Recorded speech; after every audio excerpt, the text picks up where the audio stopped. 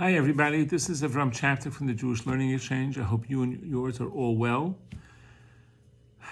Again, we continue to pray on behalf of the hostages, and we hope that they and the Israeli soldiers and everyone will go home and be safe and be well.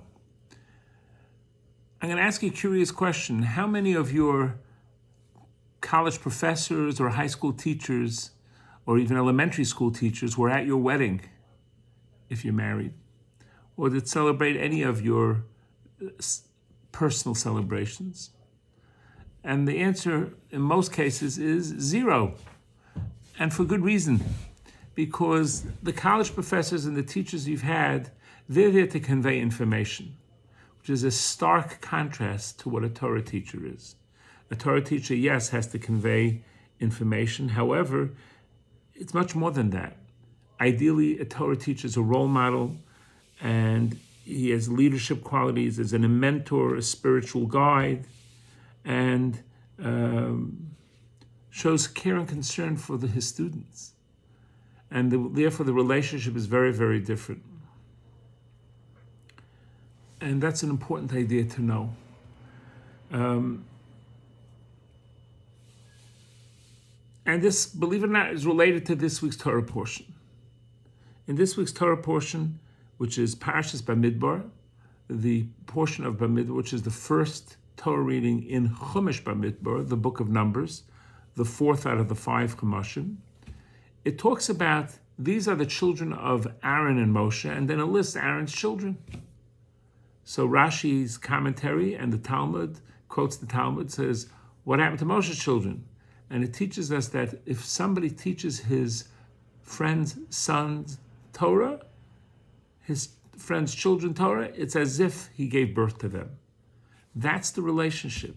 It's like a father to a son, even though he's not the biological father. Beautiful story with Rabbi Naftali Tzvi Berlin, the Netziv. He was the Rosh Yeshiva of the Yeshiva of Volozhin, and a man came to him and says, Rabbi, Rosh Yeshiva Dean, I'm giving over my son to your yeshiva. He's my only child. Please take care of him. And the Netziv looked at him and said, I have 400 only children in my yeshiva. That's the relationship. Rabbi Chana Wasserman was in the United States collecting funds for his yeshiva in Europe in 1938. And the winds of war were blowing very strongly. And people were urging him, stay in America. It sounds like it's going to be dangerous. And he said, I don't have 3 sons. I have hundreds of sons. How can I leave my students, my sons, alone? And he went back, and unfortunately, he, together with his students, died a martyr's death, I think in the Kovna ghetto. And finally, there's a sweet story about Reb Shner Kotler, the of blessed memory, the Rosh Yeshiva, the Dean of the Lakewood Yeshiva, New Jersey. He was at a gathering, and many people coming over to him and greeting him, very honorable, special, holy rabbi. And one of his former students was there, and he also stuck his hand up to say Shalom Aleichem. And Reb Shner held on to his hand. And he asked him, what's wrong?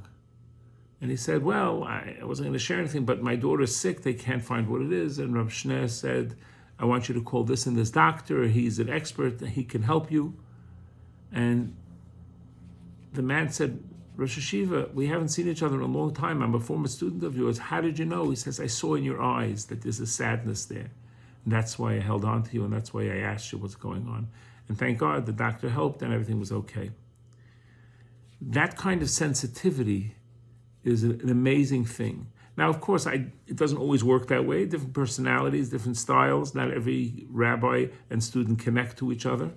But as a general rule, that's how it works.